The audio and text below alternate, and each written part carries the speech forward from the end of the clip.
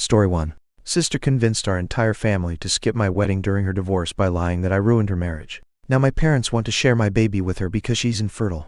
So, for some backstory, my sister Pam 30F had convinced our parents and several of our relatives not to attend my wedding because I was getting married while she was getting divorced, and that did not sit right with her. Because the truth itself was not enough to turn people against me, she had resorted to telling lies about me and spreading rumors to convince people to stay away from the wedding.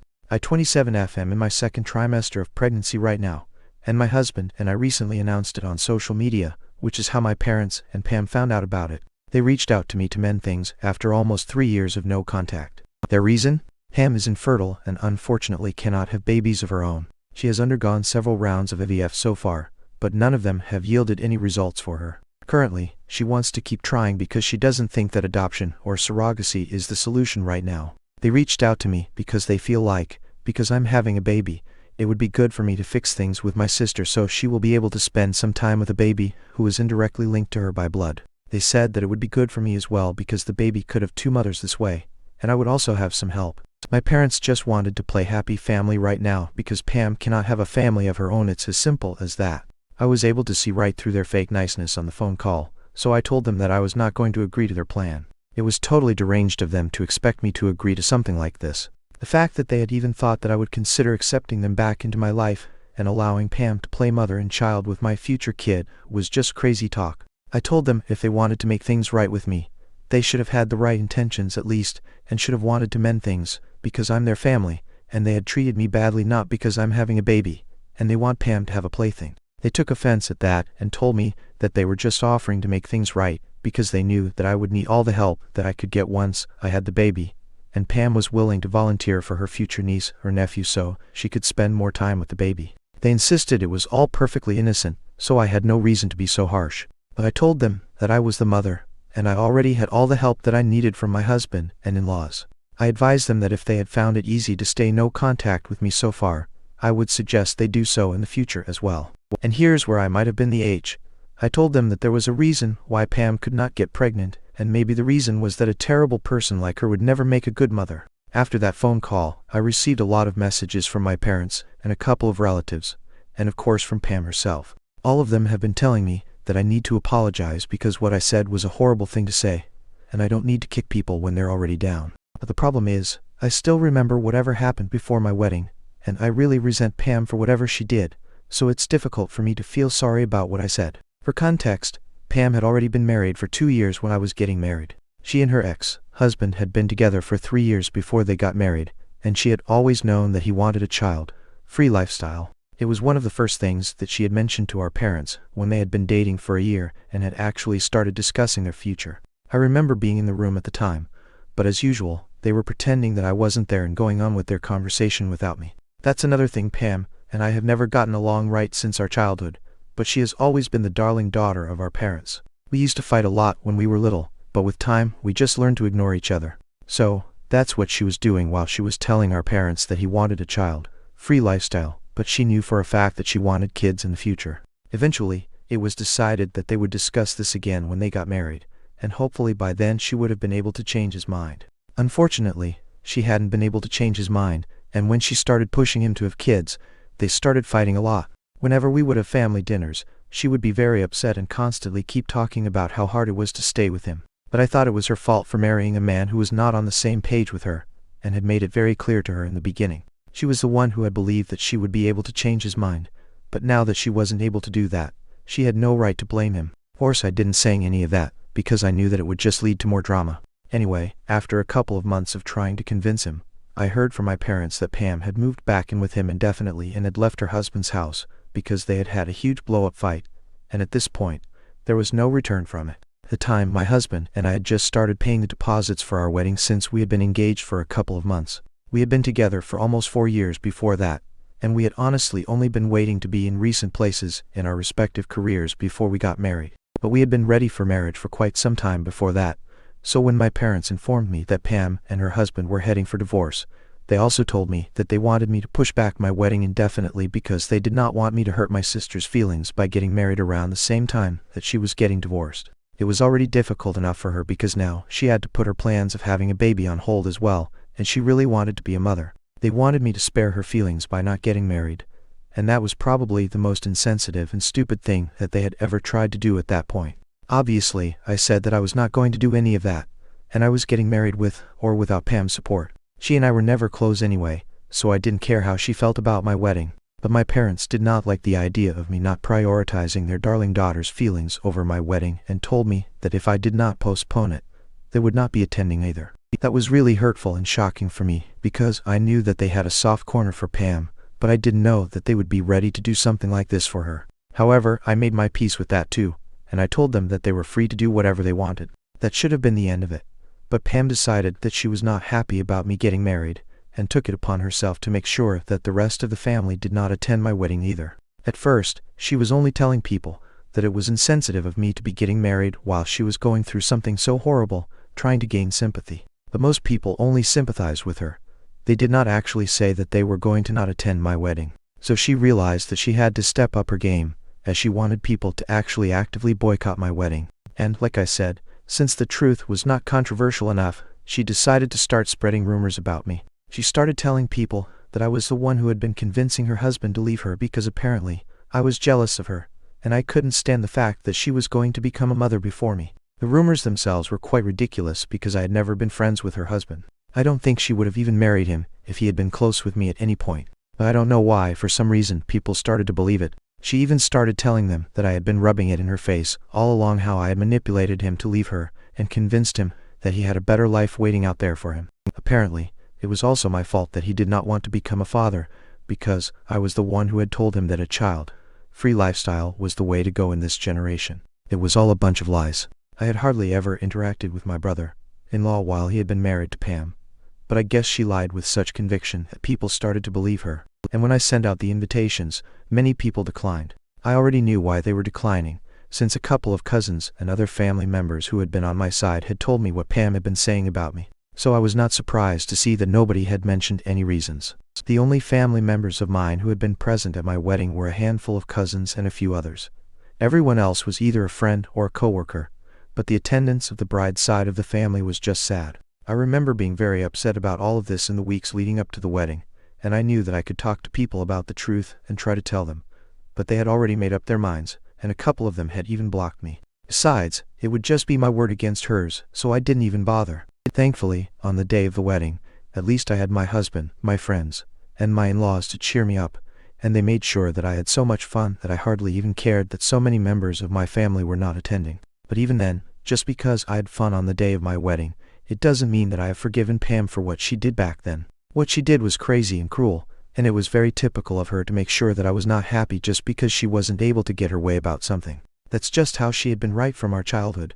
But most people grow out of it, their childhood habits, especially when they are in their late 20s. But I guess I can't say the same for her, so I had completely cut her and my parents off after that incident.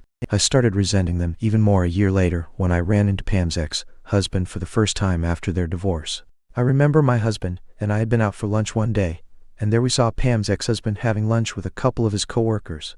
It was a bit awkward, and we didn't think that he would greet us, but he came over to our table that day and congratulated us on our wedding. He apologized for not attending, but that was just because of the situation between him and my sister. Since he was making small talk, we were polite to him as well, and my husband ended up joking that he might as well have shown up since my sister ended up not attending. At that point, he started looking very confused, and that's how we got to talking about what had happened around the time of the wedding.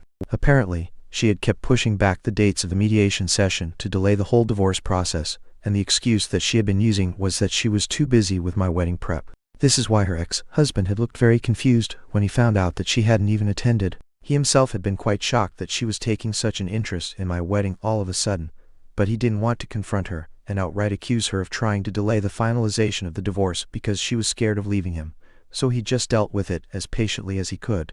After he told us this, we told him what had actually happened around the time of the wedding, why she hadn't attended, and how she had spread all those rumors about me convincing him to leave her and stuff. He was actually shocked that Pam had done any of this, and then we found out the real reason that they had gotten divorced. It was not just because he did not want kids and she wanted to be a mother. It was much deeper than that.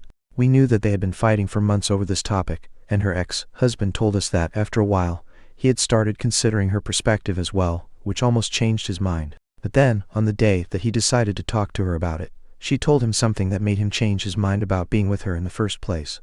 Apparently, after he had told her that he was finally ready to consider having a baby, she was overjoyed. Then she joked that even if he hadn't been ready, he would have had to come to terms with it at some point in the near future anyway. When he asked her to elaborate, she told him that she had apparently stopped taking her birth control pills and had never told him about it. If they had continued that way, at some point she might have gotten pregnant, and then her plan was to just have him deal with it, which is really just so twisted that I can't even begin to process it. Obviously, after she told him that, he could not stay with her. That's what their last fight had actually been about, but she had lied to us and told us that they had just been fighting about whether they wanted to have kids or not. Once again, she had tried to make it all sound like a joke, but it didn't take away from the seriousness of what she was actually trying to do, which was essentially just trying to baby trap him so that he would absolutely have to come to terms with the pregnancy whenever it happened. After that conversation with her ex-husband, both my husband and I got a lot of clarity as to why she had been acting so crazy during the time of the wedding. Because she knew that she was getting divorced because of her own fault. Even if she had done the stupid thing with the pills and stuff, she could have just kept her mouth shut, and then none of that would have been happening. She would have been having a baby with her husband. But unfortunately, she messed it all up for herself, and then she took it out on me. After learning all of that, my hatred and resentment against her increased even more. I could have reached out to my parents and my relatives and told everyone about it. But I did not because by then, I was already not speaking to anybody who had chosen not to attend my wedding.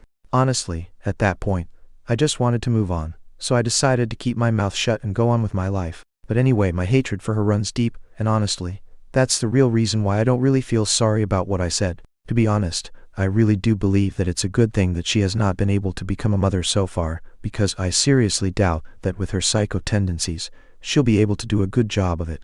I also think that it's quite creepy of her and my parents to try and reach out to me just because I'm pregnant, and they want to play happy family with my kids. Now, it's just not happening. As for my baby having two mothers, I really don't think that's necessary. Even my husband and my in-laws agree. But the only reason I'm having second thoughts is because of the way that everyone has reacted to it. This statement that I made, including some of the people that I have actually been on good terms with, led Ida to say that the reason my sister hasn't been able to get pregnant yet is because she won't be able to be a good mother. So, for those people who are asking, no, Pam has not remarried, and neither is she dating anybody at the moment, at least not to my knowledge. I don't know much about her personal life, but from whatever I have gathered from my friends and family, she is completely single, and the only thing that she wants right now is to be a mother. As for why she doesn't want to consider adoption or surrogacy, it's anybody's guess. Personally, I really think it's because she's the kind of person who thinks that unless you have given birth to the baby yourself, it's not really your kid. I mean, she has been trying for almost 3 years now, including the time that she was trying to get pregnant with her husband. After her divorce, she had been trying IVF with donors, but nothing has worked for her so far. At this point, most people would start looking at other options because clearly something is not going right with her. But that's not what she wants, and that's fine. However, on the other hand, I do think it's very weird that she and my parents chose to try and reconcile with me after I announced my pregnancy. That two mothers statement has really stayed with me. You guys also picked up on the fact that they had specifically mentioned that this baby of mine would be linked to her by blood. That's partly true. She is my biological sister, so I guess her niece and nephew would be a future blood relation. I just think it's a weird thing to bring up while trying to reconcile with somebody, and I don't know, their behavior just gave off major baby stealer vibes. I feel like even if I actually do entertain the idea of forging a relationship and allowing her to interact with my baby, she's going to start projecting and acting like the mother herself, and I can't have that happening. Anyway, some of you were also asking why I haven't spoken up about the real reason she and her husband got divorced, and why I haven't defended myself in front of the rest of the family yet. I just don't think it's worth it, that's all. After the wedding, I learned who my real friends were and who was actually going to be there for me and the family. I was very upset about it for a while, and I didn't think that I should speak up about what the real reasons were, but I chose not to because I wanted my peace and quiet. Right now, even a couple of the people that I am on good terms with in the family have told me that what I said to Pam about her not being able to become a mother was kind of insensitive. They're not really harping on about it and demanding that I apologize, but they do think that it was a bit too far, and that's why I'm concerned. Because these people have always stayed by my side throughout, if they are also of the opinion that I was a little too harsh, I guess I have cause for concern. Update. Thank you so much to everybody who commented on my post. I guess most of you guys were of the opinion that I am an TA, and I'm really grateful for that. I have decided not to apologize to Pam and my parents, and I'm going to continue ignoring them. They are obviously not happy about it, and they are playing the victim on social media and in real life by talking rubbish about me to my relatives once again. But that's really not going to affect me because the people who are talking crap about me too, I already don't speak to them. What's the worst that could happen? They're going to cut me off even more, right? I'm not really worried about that. As for the people in the family who have been on my side, but did not like what I had said, I chose to speak to them and address whatever I had said because Pam and my parents are making a huge deal out of this statement, and pretty much the entire family knows about what happened and what I said. I'm not going to interact with anybody who I'm not on good terms with, so I chose to reach out to the people who actually met me. I told them that whatever I had said had been said in the heat of the moment, which I can't deny, but it still doesn't take away from the fact that whatever Pam had done to me all those years ago while I was getting married, just so that she would get attention, was much worse because that was all pre-planned. That did not happen in the heat of the moment. She has treated me with nothing but cruelty and disrespect throughout these years, and I refuse to be apologetic for something that I said which might even be true. At least me saying these things is not going to affect her in the way that her spreading rumors about me did. Like, my family actually refused to attend my wedding because of the things that she said. It's not like my opinion is going to actually hamper her hopes of getting pregnant in the future, so it's not the same thing, and my relatives seem to understand that. So the people who are on my side are still on my side and have decided that they're not going to talk about this at all. Fine with that. To be honest, I only want my pregnancy journey to be a happy and healthy one, and I want Pam and my parents to wrap up the drama as quickly as they can. I would really hate for them to keep dragging this out because then I'm going to have to bring out some facts, and they're not going to like that. I really don't want to be caught up in stuff like this right now, especially when I'm pregnant. Update 2.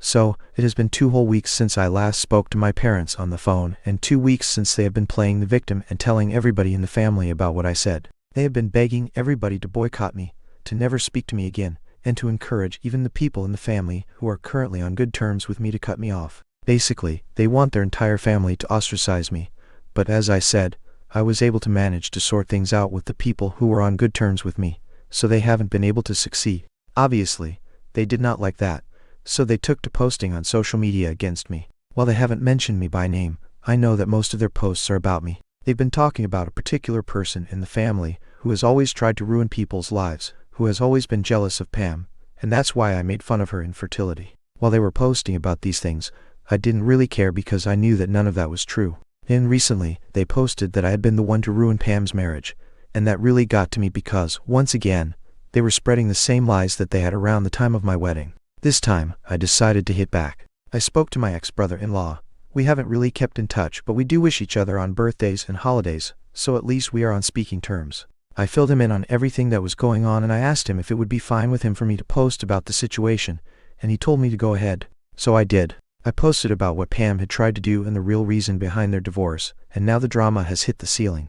I haven't really gotten involved in it personally, but I have been receiving lots of texts, emails, and phone calls from everybody in the family asking me if it's true, telling me to take it down, and some people are even accusing me of spreading and lying about Pam once again, but I haven't responded or been engaging. My parents and Pam have been really quiet, so I know that they have nothing to say, but I'm sure that they'll find their words soon enough. It's just surprising that even after all of this, nobody has bothered to apologize to me from the family. But that's exactly what I expect from people like them, so it's fine. I don't really care. My main goal was to expose Pam for the kind of person that she is, and I think that I have succeeded in doing that. So now I'm just going to lay back and watch what happens. Update 3. So, it has been a couple of days since my last post, and today Pam and my parents finally reached out to me and told me that they were ready to apologize to me only if I would take that post down. Apparently, even though the rest of the family has not apologized to me, they have in fact reached out to them and called them out on their behavior. They claim that it's really wrong of them to paint me in a bad light when all along it was Pam who was responsible for the divorce and not me. They have been lying to everyone in the family for years now, and it has ruined my relationship with them. It's surprising that people from my family were so quick to jump from the hate on me bandwagon to the hate on Pam bandwagon, but well, like I said, I don't expect any better from these people who were so quick to believe that I was the one who had been responsible for ruining Pam's marriage. Of course, now they're going to believe that she was the one who did it herself, but they're still not going to apologize to me. Most of them have stopped texting me, and now nobody wants to know if I was telling the truth, and nobody expects me to take that post down either. Anyway, I told my parents and Pam that I was not taking that post down until I felt like it. At this point, their apologies meant less than nothing to me. They had reached out to me via email, so I sent that message to them and I blocked them. After that, they did not contact me, But this morning, I decided to take that post down because I did not want to ruin the sanctity of my social media by posting about these irrelevant people. Like I said, I wanted to have a happy and healthy pregnancy journey, and getting revenge on people who don't even matter to me anymore is not conducive to that kind of thing. They are the kind of people that they are. I think that's punishment enough for them. My husband and I are happy. I have friends and family that care about me, and that's all that I really want. It hardly matters to me what my parents and my sister are up to, and after this episode, I'm hoping that they will realize that I really don't need them. I don't want anything to do with them in the future, and stay away from me. Anyway, that's about it from my side. I don't think that they're going to reach out to me anytime soon after what has just happened, so I guess this is it.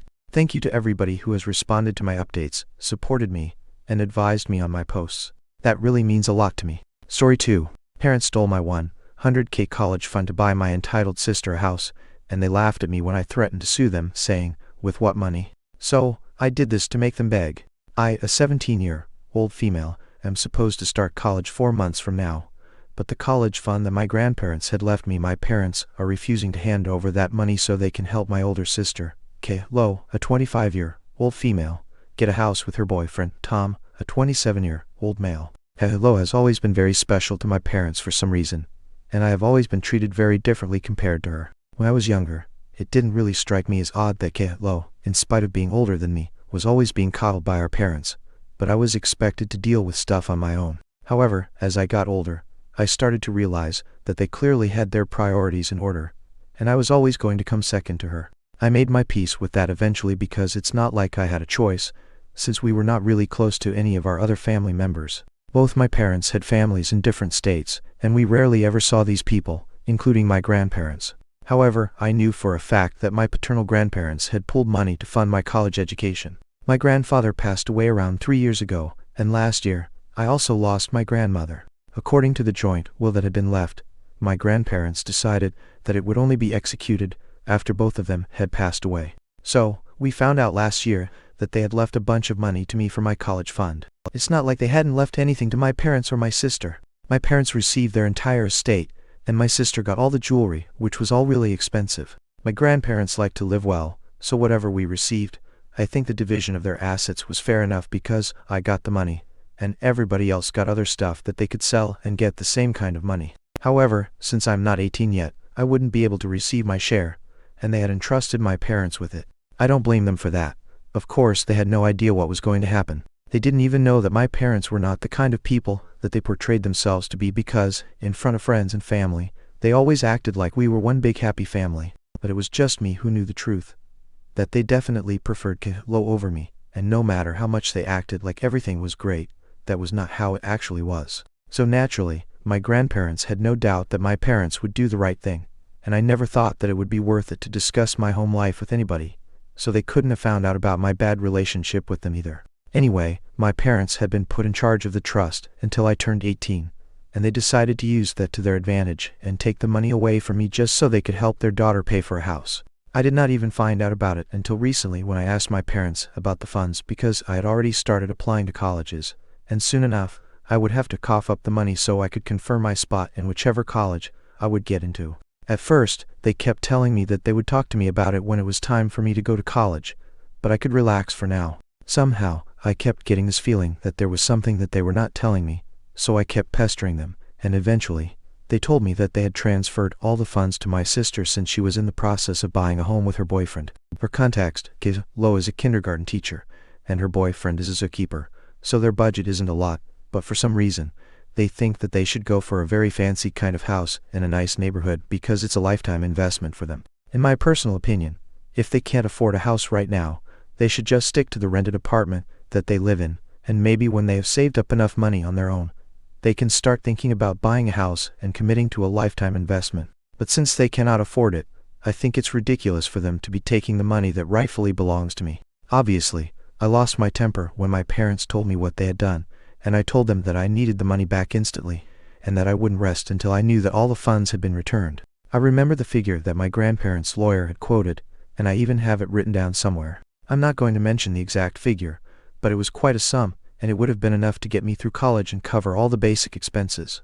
At first, I started crying, and then I threw a huge tantrum that day. I fought with them, I even cursed at them, but nothing seemed to make a difference. They told me that they were well aware of what they had done, and they had no regrets because Lo needed that money right now, and it would be unfair for me to not have to work my way through college like the rest of them, so I had to pay my dues, and they were not going to allow my grandparents to let me live my life on easy mode because that would be a slap in the face for Lo, who had to take out a student loan. I thought all of it was just crazy, and I even tried to explain it to them, but they did not care. If any of you guys are thinking that my grandparents did leave a lot of stuff to Lo and them in the will as well, I did try bringing it up with them. I even tried to tell them that she could sell some of that stuff to get some extra money for her house, but just handing over the funds meant for me to her was a slap in the face for me. However, I should have known better than to waste my time trying to reason with them because all that they said was that it was already done now, and they were not going to ask for the money back. I was really upset, and the way they were acting like this was no big deal.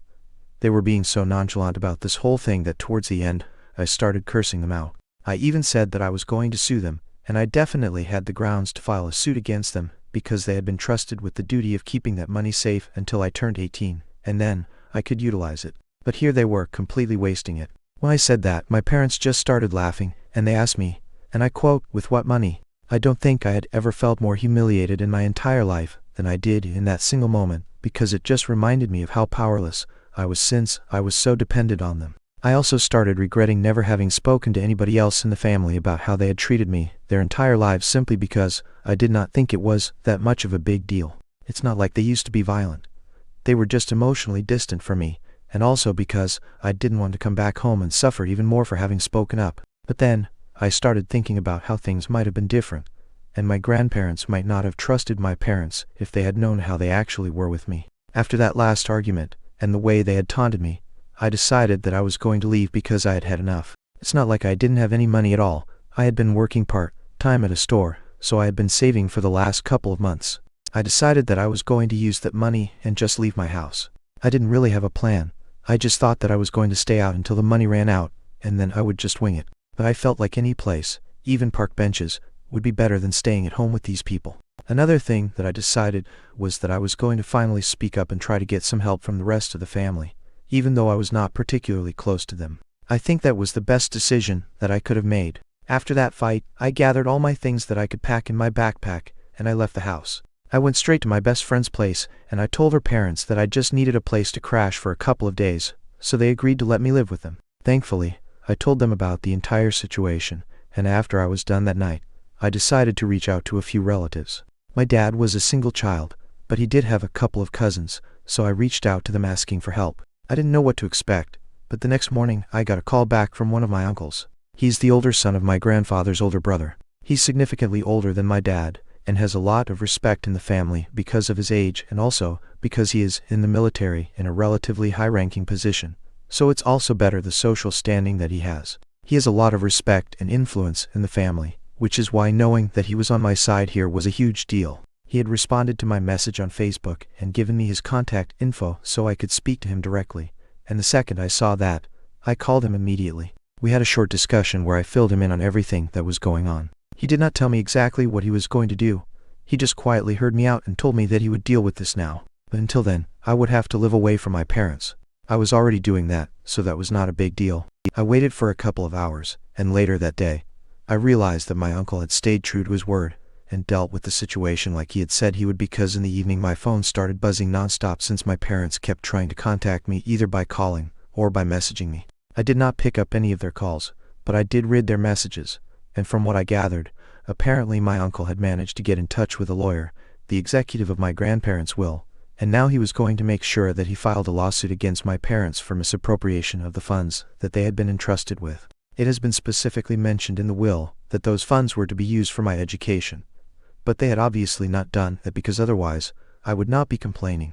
Now my parents were messaging me, trying to convince me to take it all back, and they were claiming that they would help me pay off my tuition themselves if I just spoke to my uncle and fixed the situation at hand. They told me that they were really apologetic for the way that they had behaved with me, but they had already handed over the money to my sister, and Kayla was already in the process of finalizing the purchase of the house that she had her heart set on. They said it would be heartless to demand the money back from her at this point and promised me that they were going to look after my college expenses. All I had to do was get my uncle to back off, because he had spoken to my parents and told them that he was pretty serious about suing them. He had the lawyer on conference too, since the man was a family friend, and he said that he was going to make sure that my parents paid for what they had done. They sounded pretty serious about all of this business. After reading those messages, I decided to call them up and see where the conversation went. I didn't exactly have anything in mind to say to them. I just wanted to hear them out one last time. When I called them up, they picked up instantly, and both my parents started telling me how sorry they were for the way that they had behaved. They told me that they had just been very stressed out because they knew that this was going to be a very emotionally charged conversation with me, and that they should have taken me more seriously instead of being so careless about my feelings. They told me that they knew that they had always been distant from me, but if I gave them one last chance, they would fix it. Basically, they just kept saying that they would do this and they would do that, but the only thing that they couldn't do was ask for the money back from Kilo because that would be too selfish of them, and they couldn't throw her under the bus for something that was not even her fault. That told me everything that I needed to know about their priorities, because even if at this point they could not prioritize my feelings over hers, it meant that they would never change. So I told them that I had made up my mind, and I was not going to speak to my uncle and back off. I wanted my money back, and I would get it since I knew that Kilo was still in the process of purchasing the house, and the money hadn't been spent yet. That was about 3 days back, and since then I haven't spoken to him, and I've even blocked them. In the heat of the moment, I did say certain things, but now I'm having mixed feelings about it. My uncle is on my side wholeheartedly, and we have kept in touch even though our conversations are pretty short and to the point. I haven't spoken to him about this yet because he's doing a lot for me, and I don't want to let him down by telling him that I'm having second thoughts, and that I'm ready to take my parents up on their offer by allowing them to take care of my college tuition. I had thought about deciding to file a lawsuit against my parents even after they offered to come to a settlement with me. Update 1. So it has been 4 days since I made my post, and I've made up my mind. I'm going to try and get my money back. I don't want this settlement that my parents are offering because of just one reason. I don't trust them. The only difference between them offering to handle my college tuition and allowing Kilo to keep the funds and me getting all the funds back would be that I would only get the money to pay off my college tuition and other expenses at the beginning of each semester. But if I have the funds, I get to keep all the money that my grandparents left up front, and who knows, I might not even need to use the college fund entirely and be able to save some money since I have applied for a scholarship. If I get it, then I'll be left with some money. But if I agreed to take my parents up on their offer and let them pay my way through college, I would be back to square one as soon as I graduated, with no savings and no hope of any extra help from them either. So of course, it would be better for me to get my original college fund back from them, and that's why I decided not to tell my uncle about anything. I've been in touch with him, like I said, and I recently had to ask him for some extra money because I needed to move out of my best friend's place. I did not want to bother her and her family anymore. Even though they hadn't exactly said anything, I know that her parents and she really want to help me out, and that's why they hadn't said anything about me staying with them. But to be honest, she already has 3 younger siblings, and I'm sure that I'm not making the situation any easier for them by staying with them. So, even if they don't say anything, it's up to me to do the right thing and get out of their hair. Besides, my uncle actually offered his help and told me that I could ask for whatever I needed until college started, so that's what I'm doing. I know some people have been calling me entitled for the way that I'm behaving, demanding money to pay my way through college instead of just sucking it up, working my way through it, or taking out a student loan like most people do, but to that, I would just like to say that I am demanding what is rightfully mine. My grandparents had left a college fund for me just so that I wouldn't have to resort to any of those other options, as most people do. I don't think there's anything entitled in what I'm demanding. I think it's more entitled that my parents took that money from me and gave it to their favorite daughter so she could buy a house, which she can't afford on her current income, even though they had also received their inheritance from my grandparents. In fact, my mom's parents are still around, and if they really needed extra financial help, they could have asked them.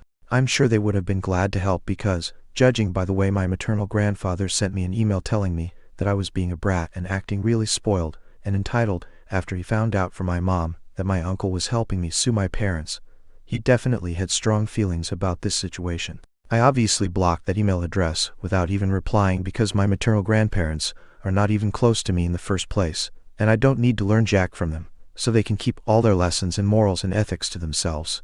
I know that it's just basically my parents speaking through them and trying to get under my skin, but I've made up my mind. I'm sure that they must have even been served by now, even though my uncle hasn't exactly mentioned any of it to me. I keep asking him about it, but until now, all he has told me is that I just need to focus on school and doing well there so I can get the scholarship that I want, and the rest of it he'll deal with. Whenever I'm needed, I will be contacted and be told everything that I need to be told. But other than that, I don't need to constantly stay in a state of anxiety over this, and he's pretty authoritative, so I don't like the idea of arguing with him. Besides, I trust him. I'm sure that whenever I need to be told about something explicitly, he's going to tell me about it.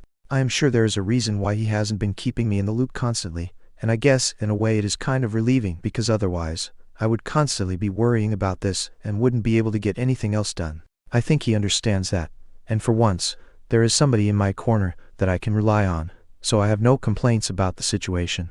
Soon enough, I will be leaving for college and leaving all of this behind, especially my family. I just have to deal with all of this for a short while, and I'm fine with that. Update 2. Hi.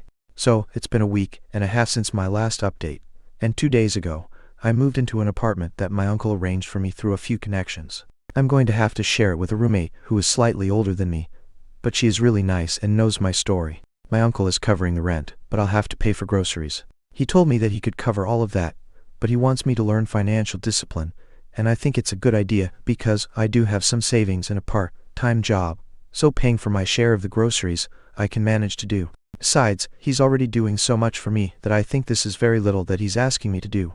Anyway, coming to the lawsuit, as promised, he filled me in when I needed to be told stuff. My parents have been served, and they are ready to negotiate, so we are having mediation sessions right now. But if that does not work out, this is going to go to court. However, my parents seem pretty desperate to work this out before it goes to court itself, and our lawyer thinks that we can get all the money back within the next session. I don't want to go into the boring details, but we had a virtual mediation session because none of us had the time to meet in person, and it was lucky because I don't think I would want to see them in person either. Throughout the session, my parents seemed really nervous and just kept agreeing with everything that we were saying about how wrong they were and came up with the idea of the settlement. Once again, the original deal that had been offered to me in the beginning was that they would pay my way through college. Once again, I rejected it, and I told them that I just wanted all the funds back. They tried to argue with me, saying that they didn't want to break Lo's heart because she was so close to getting the house of her dreams, but I just told them that I didn't care about any of that. All I wanted was the money back so I could go to college, and it was rightfully mine, so they had no right to be arguing with me. After a bit of bickering, they asked for one more mediation session in a couple of days, and my lawyer thinks that we will be able to wrap it up by then, which is good news. I don't think Lo or my parents will be stupid enough to spend the money in these couple of days, because they know that it will only stir up more trouble for them in case people think that's what they're planning to do. In any case, I know I've got them, and they have nowhere to go at this point. The only person that I feel kind of bad for here is Chloe because I knew that she really wanted that house. In the past few months, every time she would come home for dinner and stuff, all that she and her boyfriend would talk about was buying a house and decorating it and all that jazz. She was obsessed with it, and I feel bad that she's not going to be able to get it now. But to be honest, she shouldn't have accepted the money from our parents, especially if she knew that she herself wouldn't be able to afford it on her own. Contrary to popular belief, I don't actually hate Chloe, and neither does she hate me. We used to fight a lot when we were younger, but, as we grew older, that stopped. In the past couple of years, she's actually been quite civil. We haven't spoken ever since I left home, and to be honest, I don't really know if she was aware of the fact that our parents had raided my college savings to fund her homeowner dream. She hasn't blocked me anywhere yet, so I'm assuming that she didn't know, but she's going to find out when our parents ask for the money back, and she's going to have to give up on her dream. I know it's not going to be easy for her, but I did what I had to. If anybody should be blamed in this situation, it should be our parents. Anyway, it's too upsetting to think about that, so I'm going to talk about my situation with colleges.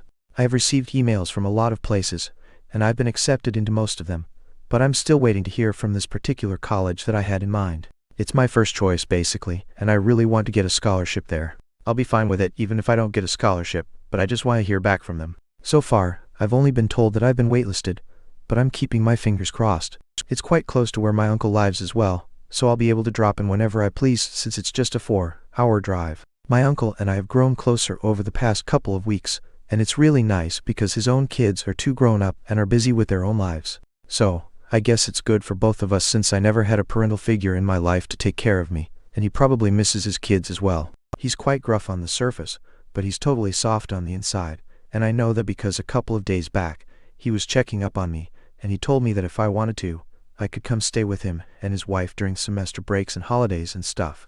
I hadn't thought about it until then, but when he said that, it was so sweet that I instantly agreed. Things are going really great for me as of now, and I'm just hoping that my parents and I are able to come to a settlement soon so I can just be done with all of the negativity and move on from this part of my life. Update 3. Hey guys, so today my parents decided that they were going to return the money to me. They did not seem happy about it, but well, the decision has been made, and they're going to have to stick to it. My lawyer, my uncle, and I are really happy, and another good thing that happened today was that Lo also reached out to me. As it turns out, She had no idea that our parents had used my college funds. But ultimately, after today's decision, they had to tell her. Apparently, she hadn't even asked them to help out. She was initially just going to take out a home loan, but they had offered to transfer the money to her. She did not think to question it since she was just happy that she was going to get what she wanted. So, a couple of hours ago, she reached out to me through Instagram and sent me a message saying that she was terribly sorry about all the trouble, even though it was not her responsibility to apologize to me, because it was not even her fault. She said that she wishes me all the best for the future. It was kind of sweet, and I thanked her. I guess there's no bad blood between us. There's not a lot of love either, but as long as it's neutral, I am fine with it. Maybe someday we'll be able to make it work as sisters and bond, but for now, this is good. Update 4. Hello everyone. I started college last month, and I forgot to update you guys, but it's been great, and I've been really busy because of that. My roommate and I have already become pretty close. The classes are great, and I'm having fun here. My uncle and aunt helped me move and stayed here for a couple of days in a nearby hotel until I had completely settled in. I'm really grateful to have them in my life because I really don't know what I would have done without their help. The only reason I've been able to come so far was because they were the only ones from my family who actually bothered to reach out and help me. Everybody else offered their consolation, but my uncle was the one who actually stood up for me and did something, and that's a huge deal for me. I don't think I'll ever be able to repay them for what they did for me, but I'm going to try and do my best in college and in life in general to make them proud. Also, yes, I got into the college of my choice on scholarship, so I'm going to have quite a lot of money left over from the college fund that my grandparents had left, and it'll be a good head start for me when I graduate. Life is good, I can't complain. Story 3. Mom kicked me out of our house for her boyfriend, who needed my room as his office, and she sold all my belongings to fund his business ideas. But now, she lost everything in a crypto scam. I need to get this off my chest, because I'm watching someone I love turn into a stranger right in front of me. You know how people always warn you about manipulative people who worm their way into relationships and completely change someone. I used to think those stories were exaggerated, maybe even made up for attention. But now I'm living through it, and I can't believe how fast my relationship with my mom 48 fell apart. I'm 23, and until recently, I thought nothing could ever come between us. I was wrong. We were incredibly close, the kind of mother-daughter duo that made other people jealous. This wasn't just your typical my mom's my best friend situation. We had something real and deep, forged in the worst kind of tragedy. When my dad died 7 years ago, I was only 16, trying to deal with high school while coping with the loss of my father. Mom was barely functioning herself, but somehow we became each other's lifeline. My sister Carol 21F was there too, but she dealt with grief differently. While she loved us, she preferred processing things alone in her room, listening to music or studying. So naturally, Mom and I gravitated toward each other even more. We developed this unspoken language. I could tell what Mom was thinking just by the way she sighed, and she knew when I needed a hug before I even realized it myself. We shared everything: weekend shopping trips, late-night ice cream runs, marathon sessions of terrible reality TV shows that became our guilty pleasure. When I started college, I chose a local university partly because I couldn't imagine being far from her. Last year, Mom started mentioning dating again. It wasn't a shock. 7 years is a long time to be alone, and I could see the loneliness in her eyes when she watched couples walking together in the park or during romantic scenes in movies. Both Carol and I supported her completely. We knew Dad would have wanted her to find happiness again. He was that kind of person who always put others' joy before his own. Mom went on several dates, mostly with men she met through friends or work. Some were nice enough, but nothing clicked. They'd go out once or twice, and that would be it. We'd laugh about the awkward moments over wine, and life would continue as normal. Then, 3 months ago, Jack entered our lives. I wish I could go back in time and stop that first date from ever happening, but I had no way of knowing that this man would systematically destroy the beautiful relationship I had with my mother and turn our peaceful home into a battlefield of manipulation and guilt. From the moment I met Jack, every instinct I had screamed that something was wrong with this guy. You know how sometimes you meet someone and just know they're bad news? That was Jack. He showed up to our house in wrinkled clothes that looked like they hadn't seen an iron in years, and within minutes, he was sprawled across our couch like he owned the place. Mom introduced him with such pride in her voice, but all I could see was a middle-aged deadbeat who'd somehow convinced my intelligent, hard-working mother that he was worth her time.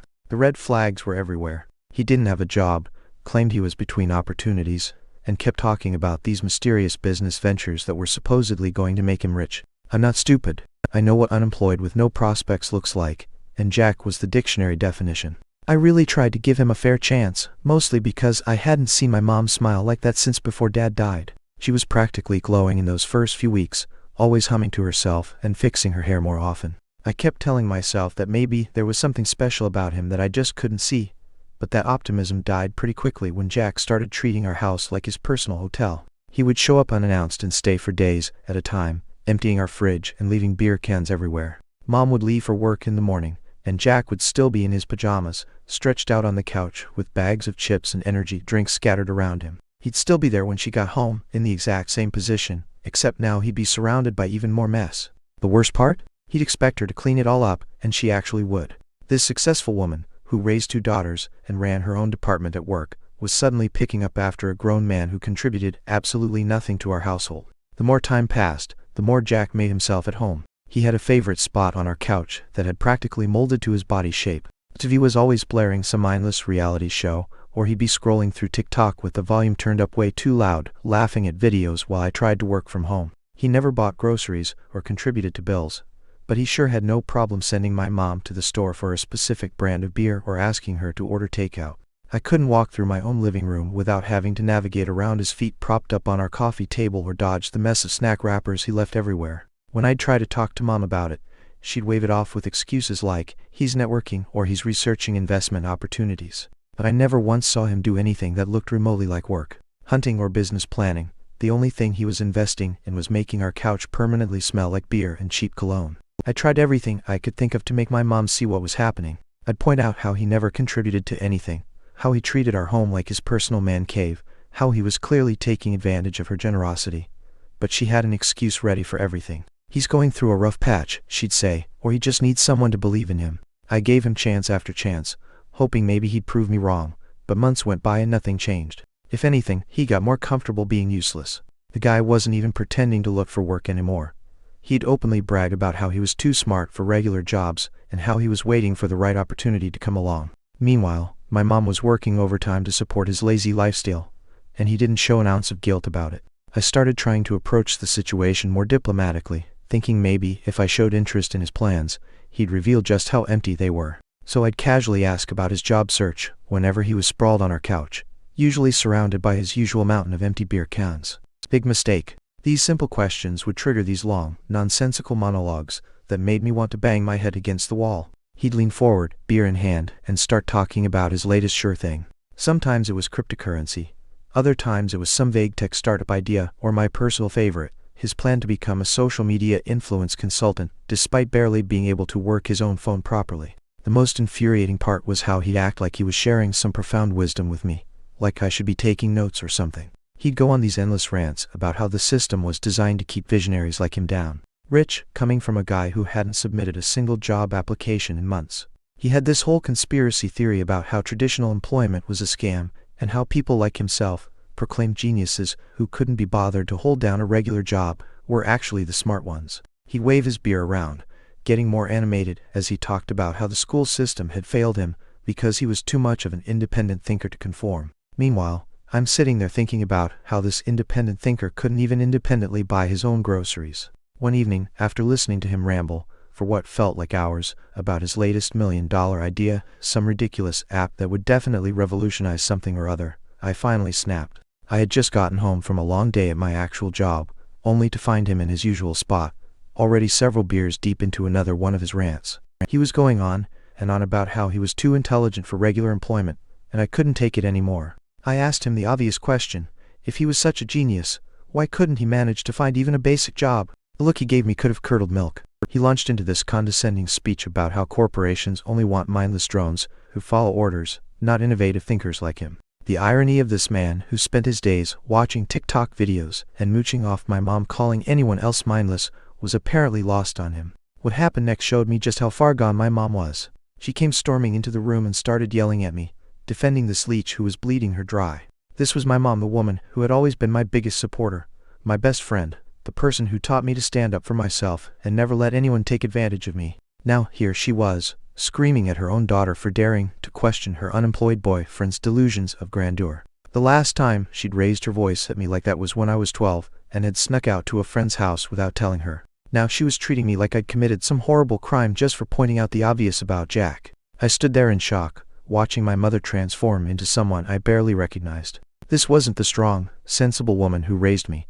This was someone who had been completely manipulated by a man she'd known for less than half a year. Jack just sat there with this smug look on his face, like he'd won something. That's when it really hit me, he had won. He'd managed to drive the first real wedge between my mother and me, and he was actually proud of it. I could see it in the way he smirked behind his beer can, how he casually threw his arm around my mom's shoulders as she lectured me about respecting him. The man who contributed nothing to our household had somehow convinced my mother that I was the problem. After that fight, our house became like a minefield. I couldn't say a single word about Jack without my mom jumping to his defense. If I mentioned that he'd left dishes in the sink for days, she'd snap that I was being petty. If I pointed out that he was eating food I'd bought with my own money, she'd accuse me of being stingy. But how could I stay quiet? This wasn't just about him being lazy anymore. I was watching this man systematically drain my mother's resources while she made excuse after excuse for him. He'd borrow money from her for these supposed business ventures, promising to pay her back when he made it big, and then conveniently forget about it. She was even paying for his phone bill because he claimed he needed it for networking opportunities, which apparently meant watching YouTube videos at full volume all day. Then came the announcement that changed everything. Jack was moving in. My mom presented it like it was this wonderful development in their relationship, but I knew the truth. He'd probably gotten kicked out of wherever he was staying before and needed a new place to freeload. Before Jack, we had a system that worked perfectly. It was just Mom and me most of the time, with Carol stopping by on weekends when she wasn't busy with college. Mom and I split everything down the middle: rent, utilities, groceries, household supplies, everything. We'd sit down at the beginning of each month, go through all the bills together, and work out who owed what. But Jack's arrival turned our carefully balanced household upside down. Suddenly, our grocery bill doubled, but our contributor count didn't. This man would demolish an entire week's worth of groceries in days. He'd drink all the coffee I'd bought for my morning commute, use up all the hot water with his hour-long showers, and leave every light in the house on 24/7 while he binge-watched these shows. Our utility bills skyrocketed because he was home all day, running the AC at full blast and keeping multiple devices plugged in and charging. And did he offer to chip in for any of it? Of course not. He acted like paying bills was beneath him, like his mere presence in our home was some kind of gift we should be grateful for. What really got to me was watching my mom struggle with the increased expenses while Jack acted like it was his right to live off our hard work. I was essentially subsidizing this grown man's lifestyle because half of what I paid for bills and groceries was going toward his consumption. Every time I opened the fridge to find my meal prep containers empty because Jack had helped himself to my food, or came home to find him using my laptop because his phone was dead, I felt my blood pressure rise. I kept hoping that living with us full time would force him to get his act together. Maybe Mom would finally see how much of a burden he was and give him an ultimatum about finding work. But I was being naive. Instead of pushing him to be more responsible, moving in just made Jack more comfortable with his parasitic lifestyle. He started treating our home like his personal kingdom, spreading his belongings everywhere, turning the living room into his office for his non-existent business ventures. He even had the nerve to complain about the brand of coffee we bought, suggesting Mom should buy the expensive kind he preferred with her money, of course. Meanwhile, I was watching my savings dwindle, because I was essentially paying to support not just myself and help my mom, but also this deadbeat who had inserted himself into our lives. Every morning, I'd leave for work at 7:30 a.m., stepping around his mess in the living room, where he'd be passed out on the couch, surrounded by evidence of his late-night snacking and drinking. When I'd return at 5:30 p.m., it was like looking at a before and after photo, where nothing had changed except the quantity of trash. He'd be in the exact same position, maybe shifted slightly to the left, with a fresh collection of beer bottles and empty chip bags around him.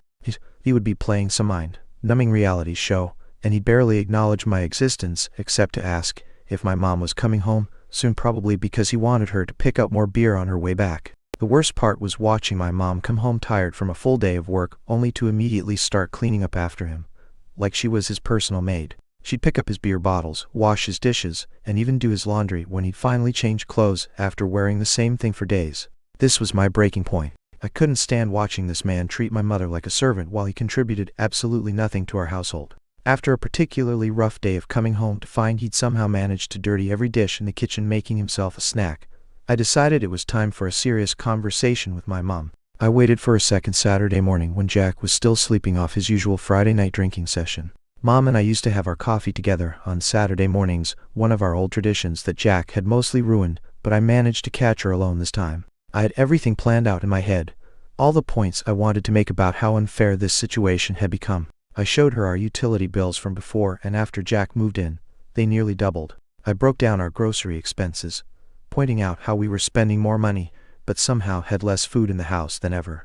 I reminded her that I was basically paying to support Jack too, since my contribution to bills was now covering his excessive use of everything. I tried to be gentle but firm, explaining how it hurt to see her working so hard, while he couldn't even be bothered to put his own dishes in the dishwasher. The moment I saw her face hardening, I knew this wasn't going to go well. She immediately got defensive and tried to deflect by bringing up Carol, saying it wasn't fair that I never complained about my sister not contributing financially. I couldn't believe she was making that comparison. Carol was a full-time student who came home occasionally on weekends, always cleaned up after herself, and even helped with grocery shopping sometimes. She'd spent her breaks doing household repairs that Jack should have been helping with, but was too busy to handle. When Carol stayed with us, she did her own laundry, cooked meals for everyone, and never expected Mom to wait on her hand and foot. The fact that my mom was trying to compare her responsible daughter to her deadbeat boyfriend showed just how far Jack's manipulation had gone. I spent over an hour trying to reason with her, showing her bank statements, pointing out how our household dynamics had shifted, and explaining how Jack's presence was affecting not just our finances, but our relationship too. I tried appealing to her logical side, the side that had always taught me about financial responsibility and self-respect, but it was like talking to a wall. Every point I made was met with either a defensive Jack or an accusation that I was being selfish and unsupportive. This wasn't just one conversation either. Over the next few weeks, I tried different approaches.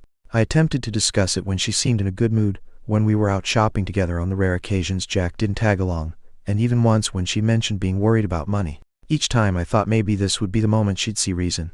I gathered evidence, researched local job opportunities that would be perfect for Jack, and even offered to help him with his resume. Not that he'd ever accept help from me, but every attempt ended the same way, with Mom shutting down the conversation and telling me their relationship wasn't my business, even though his presence was affecting every aspect of my life too.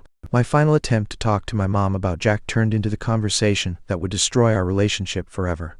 I had just gotten home from work and found Jack, as usual, sprawled on the couch surrounded by his mess.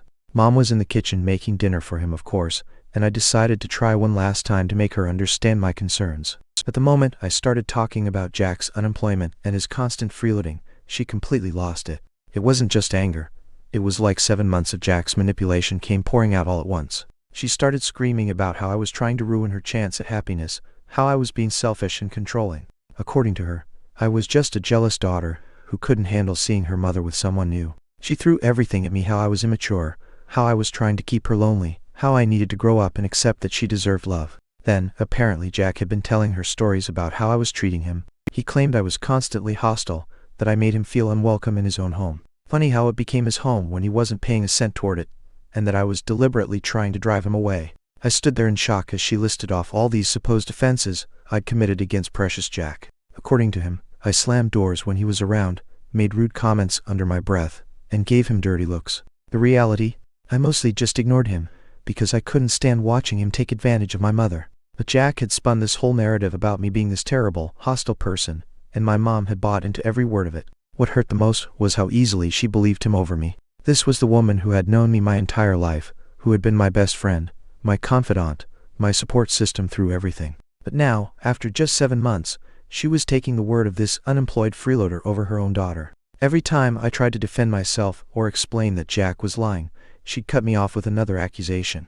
It was like arguing with a stranger wearing my mother's face. And then came the words that would change everything. If you can't learn to accept Jack and be nice to him, you need to move out. Just like that, she was choosing him over me. We had a plan. I was supposed to stay until March, until my 24th birthday. It was all worked out. I had just started my first real job after college.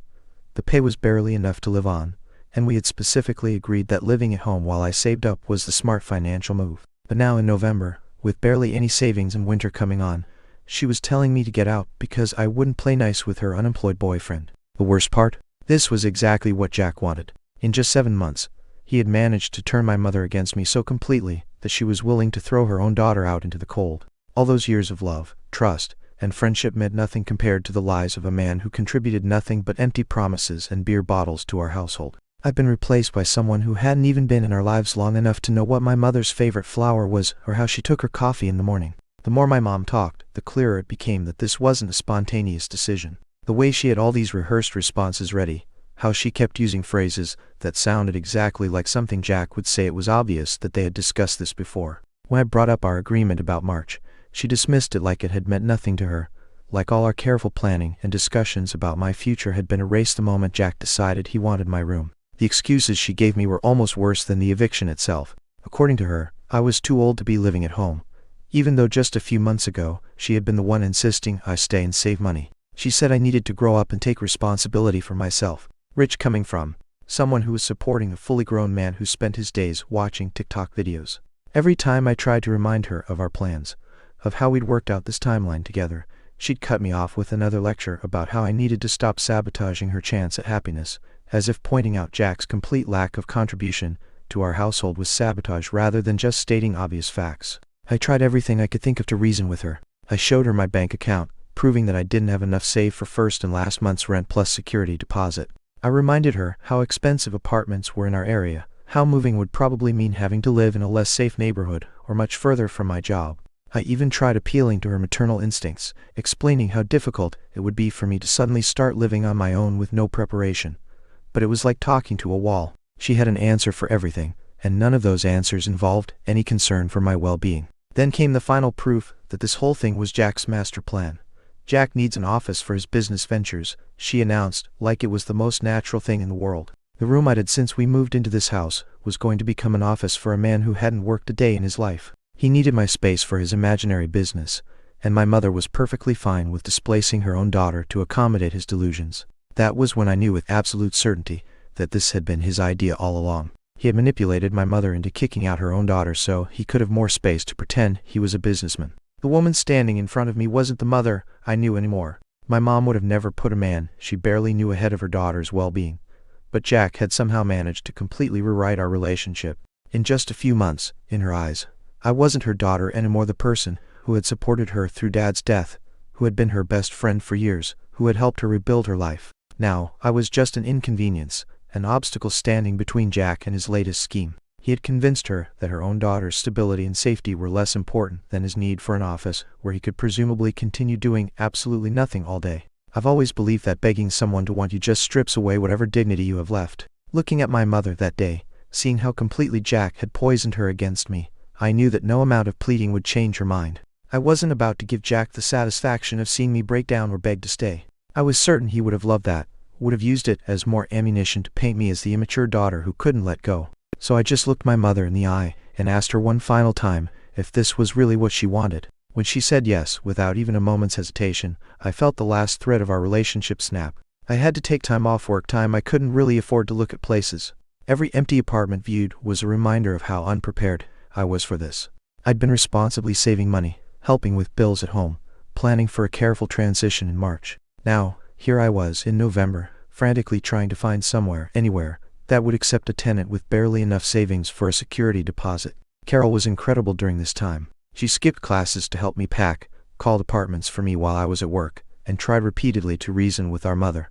But Mom had made her choice, and that choice was Jack. I ended up finding a tiny studio apartment in a part of town I'd never really wanted to live in. It was the kind of place where you can hear every conversation your neighbors have, and the water pressure is a joke, but it was all I could afford on such short notice. The landlord took pity on me after I explained my situation, and let me split the security deposit into 2 payments. Moving in was depressing. My furniture from home barely fit, the walls were this sickly beige color I couldn't paint over, and the whole place smelled like old carpet. But at least it was mine, and I didn't have to watch Jack sprawl across my couch or listen to him talk about his latest get-rich quick scheme. Those first few weeks were the hardest. I would check my phone, wondering if today would be the day my mom would realize what she'd done, telling me she'd finally seen through Jack's manipulation, asking me to come home. I even rehearsed in my head what I'd say when she called to apologize. But that call never came. Days turned into weeks, and my phone remained silent. No texts asking if I was okay, no calls to see if I needed anything, not even a message asking if I'd settled into my new place. The mother, who used to text me multiple times a day just to check in or share funny memes, had completely ghosted me. It was like the moment I moved out, I stopped existing in her world. Carol would visit me and try to avoid talking about Mom, but I could see in her face that things at home weren't good. She'd get this guilty look whenever she mentioned being at the house, like she felt bad for still having a relationship with both of us. Either way, the message was clear. She chose him over me, and she's sticking to that choice. Update: one life after being kicked out became an exercise in trying to rebuild myself from scratch. I picked up extra shifts when I could, and tried to make my tiny apartment feel like home. I hit a really low point about 2 weeks after moving out. I broke down and called her, hoping that maybe she'd been wanting to reach out too but didn't know how. The phone rang and rang, eventually going to voicemail. I didn't leave a message. What could I even say? Hey mom, just wondering if you care that your daughter is barely scraping by after you chose your deadbeat boyfriend over her. I waited for days, thinking she'd at least call back to see why I'd called. Nothing. The woman who used to panic if I didn't answer her texts within an hour couldn't be bothered to return her daughter's call. My little sister really stepped up, spending almost every weekend at my place, bringing home cooked meals and helping me adapt to living alone. She tried to make my sterile studio apartment feel more like home, hanging pictures and adding little touches that made the place feel less lonely. But she was also my unwitting connection to what was happening back at home, and what she told me made me realize just how completely Jack had won. They didn't waste any time erasing me from the house. Within days of me leaving, they had cleared out my room entirely. The space I'd lived in for years, where I'd cried over my first breakup, studied for my college exams, and processed my father's death, was transformed into Jack's office. Carol said they painted over my carefully chosen wall color with some bland beige that Jack picked out, replaced my furniture with a desk he found on Facebook Marketplace, and set it up like some wannabe executive suite. But the worst part, the absolute knife to the heart, was what they did with my belongings, the things I'd left behind, mostly stuff I couldn't fit in my small apartment or couldn't move on such short notice.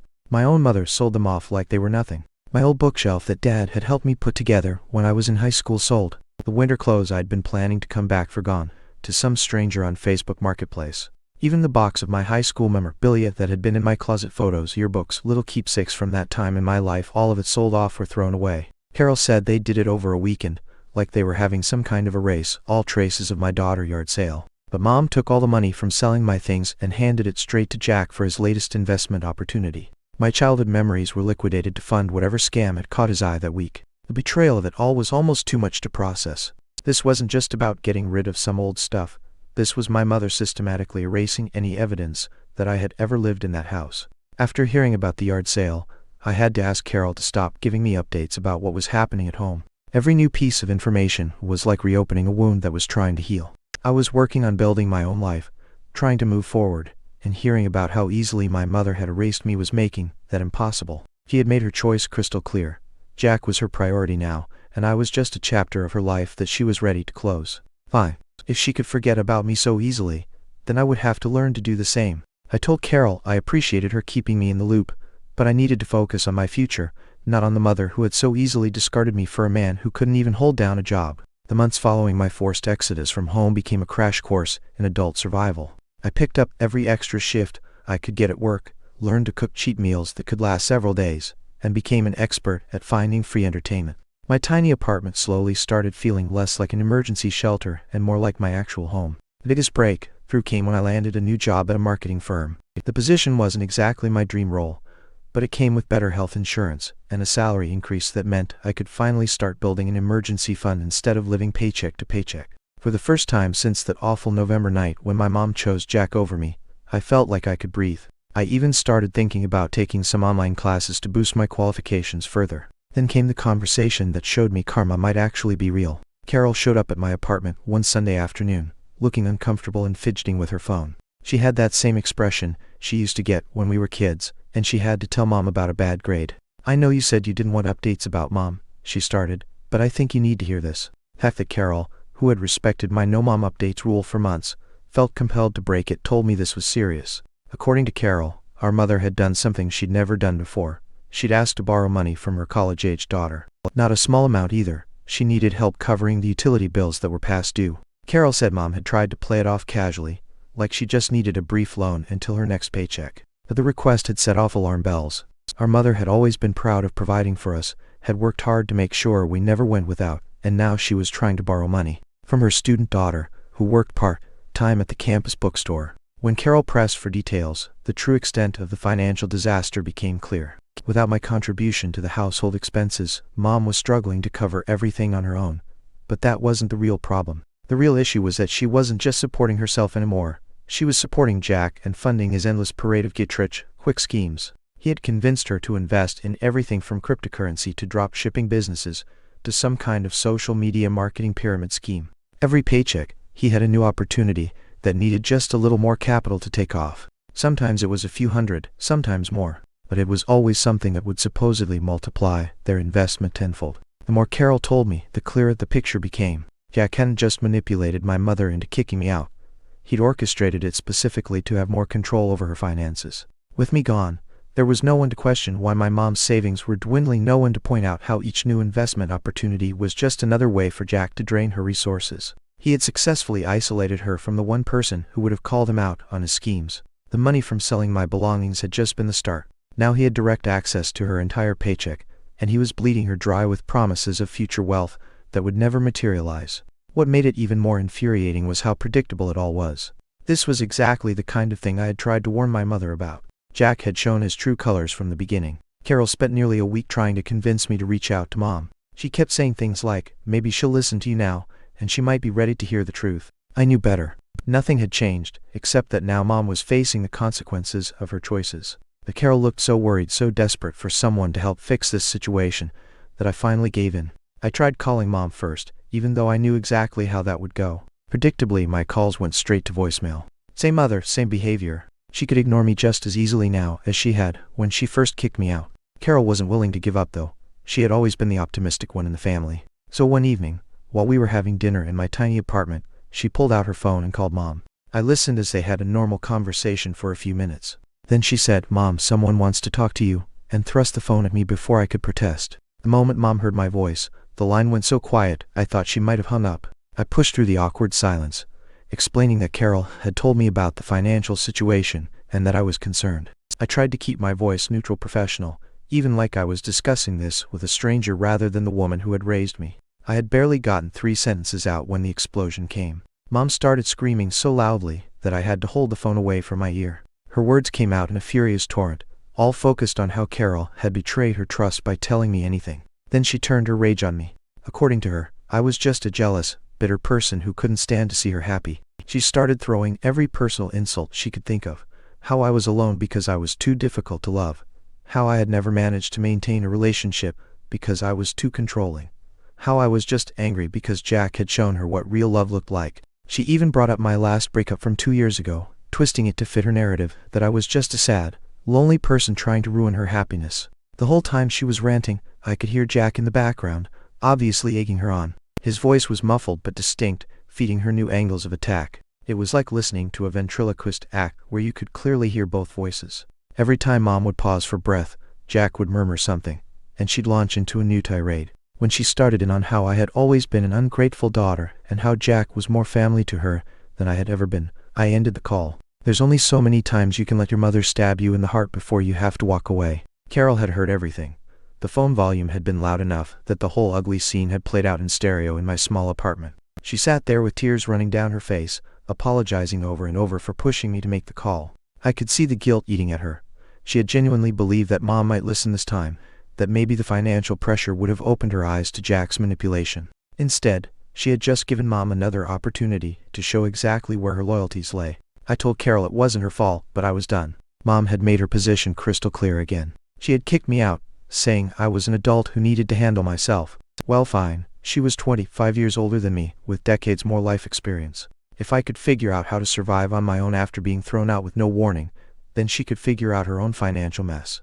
I wasn't going to subject myself to more abuse just because she was finally facing the consequences of choosing Jack over her daughter. The look on Carol's face nearly broke me. She was caught in the middle of this mess, trying to maintain relationships with both her sister and her mother while watching our family fall apart.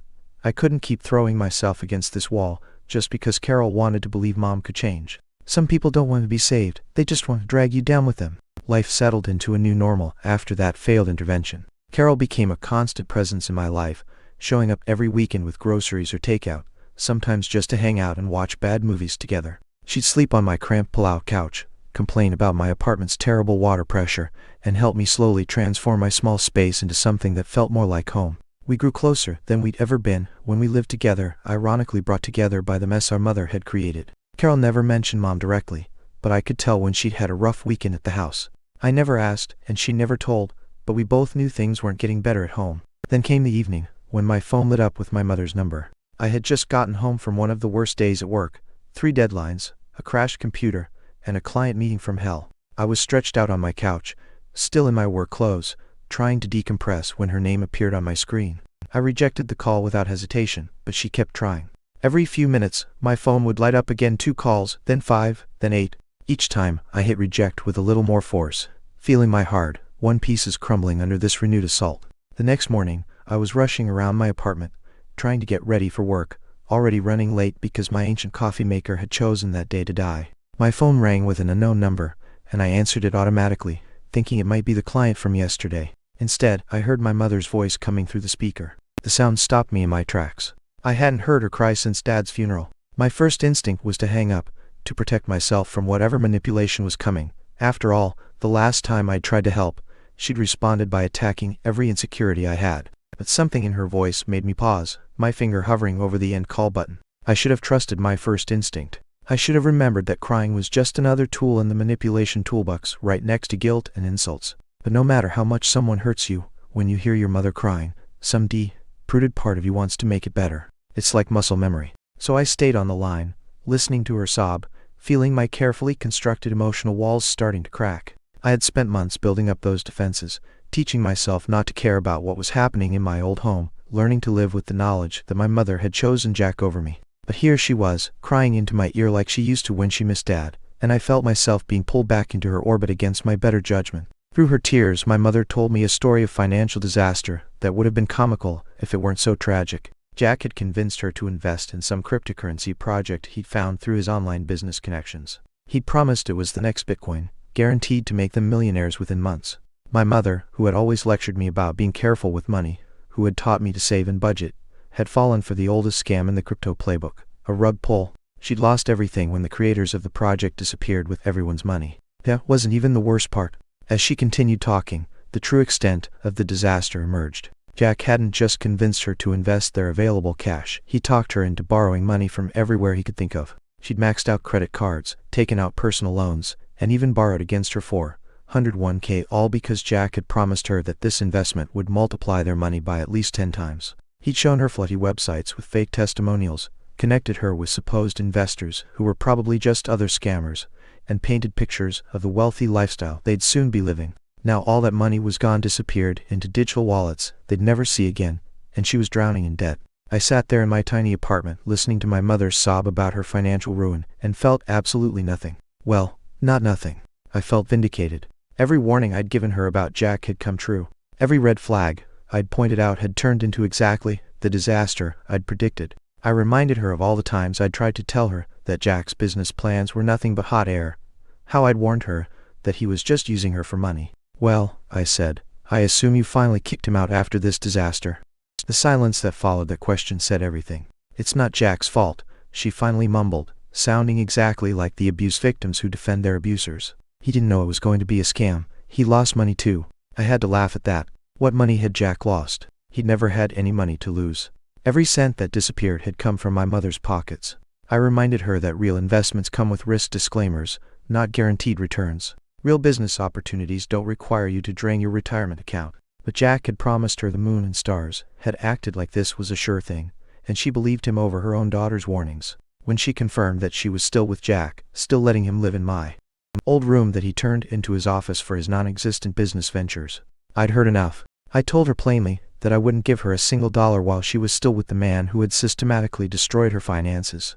That's when the real show started. Her tears dried up, instantly replaced by the defensive anger I had come to expect. Suddenly, this whole situation was somehow my fault. If I hadn't been so jealous of her relationship with Jack, if I hadn't forced her to choose between us, if I had just stayed and kept contributing to the household expenses, none of this would have happened. The mental gymnastics were impressive. Somehow, in her and Jack's warped reality, my refusal to silently watch him take advantage of her had led to the situation. The fact that I wouldn't subsidize her boyfriend's lifestyle with my rent money had somehow caused her to fall for an obvious cryptocurrency scam. She had kicked me out of my home, sold my belongings, and given the money to Jack, but somehow, I was the one who had forced her hand. It was like listening to someone describe a completely different reality, one where Jack was an innocent victim of circumstance rather than the architect of her financial ruin. I couldn't help but laugh, a real genuine laugh, at the sheer audacity of what I was hearing. This woman who had thrown me out of my home was now trying to blame me for her bad decisions. I told her exactly what I thought, that she was an adult who had made her own decisions. She had chosen to kick out her daughter, who helped with bills, and supported Jack, who contributed nothing. She had chosen to sell my belongings and give him the money. She had chosen to drain her savings and take out loans for his schemes. Every step that led to this disaster had been her choice, and now she needed to own those choices. That's when the waterworks started again. She pulled out the ultimate guilt trip weapon, I'm your mother, as if that title still meant anything after everything she'd done. She started talking about how family is supposed to stick together and help each other through hard times. Rich coming from the woman who had erased every trace of me from her house the moment I left. I reminded her of all of this.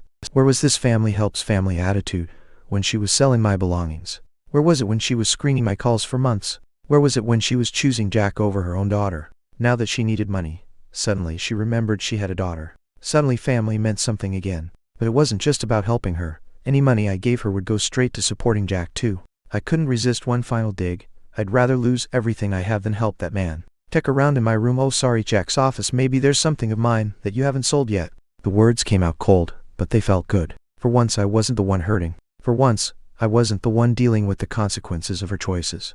When she started calling back immediately after I hung up, I felt nothing but satisfaction as I declined call after call. Let her feel what it's like to be ignored by family. Let her experience what it's like to need help and be refused by someone who was supposed to love her. The dozen missed calls that followed felt like victory bells. The aftermath of that phone call confirmed everything I needed to know about my mother's state of mind. She was still completely under Jack's influence, unable or unwilling to see how he had systematically destroyed her life. She hadn't offered a single apology for kicking me out, for selling my belongings, for choosing him over me. Instead, she had tried to twist the narrative to make me the villain in her story. The fact that she could look at her current situation drowning in debt, while supporting an unemployed scammer and somehow conclude that it was my fault showed just how deep Jack's manipulation went. She didn't deserve my help, and I felt absolutely no guilt about refusing to rescue her from the consequences of her own choices.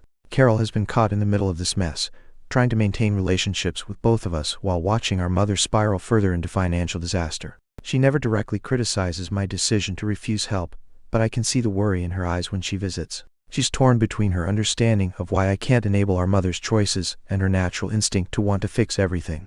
According to Carol, Jack is still living his same lifestyle sprawled on the couch, talking about his next big opportunity while our mother works overtime to keep the lights on. He's still spinning tales about potential investments in business ventures, and somehow, despite losing everything in his last scheme, my mother still believes in his empty promises. It's like watching someone repeatedly touch a hot stove and refuse to acknowledge that it burns. Since that phone call, my mother has tried reaching out several times. Sometimes she calls from different numbers. Sometimes she sends guilt-tripping text messages about how much she misses me. She's even tried getting mutual friends to reach out on her behalf, but I've learned my lesson about letting her back into my life. You don't get to throw your daughter away like yesterday's trash, and then try to retrieve her when you need financial help. I found my own kind of peace in this situation. My apartment might be small, but it's mine, and nobody can kick me out of it. My job might not be perfect, but I'm building a career on my own terms. I'm learning who I am without the weight of trying to protect someone who doesn't want to be protected.